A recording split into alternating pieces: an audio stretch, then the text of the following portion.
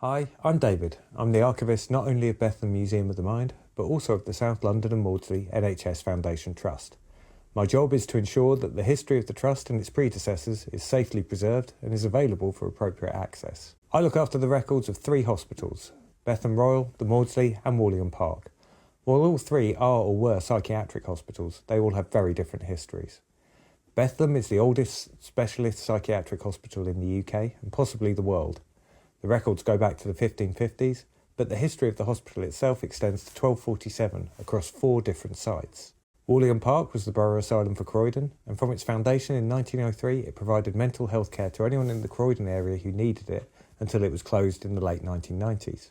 The Maudsley was founded 100 years ago to be a different sort of psychiatric hospital, focusing on early identification and treatment of mental health issues, and on academic research in this area, rather than on long-term residential care.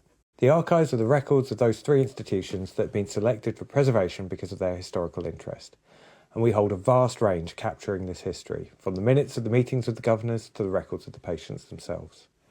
I also help administer collections of art and objects that 3 hospitals collected across the course of their history. Our oldest record is here, the minutes of the Board of Governors of Bridewell and Bethlem Hospitals, the people who ran the hospital in the 1550s. The handwriting is something called secretarial hand and is really tough to read. My favourite record is this magnificent table showing every patient in Bethlem in 1842. This is a real insight into care in our collections, something we lack elsewhere, because it shows what the hospital thought of every patient and how it thought it was going to treat them.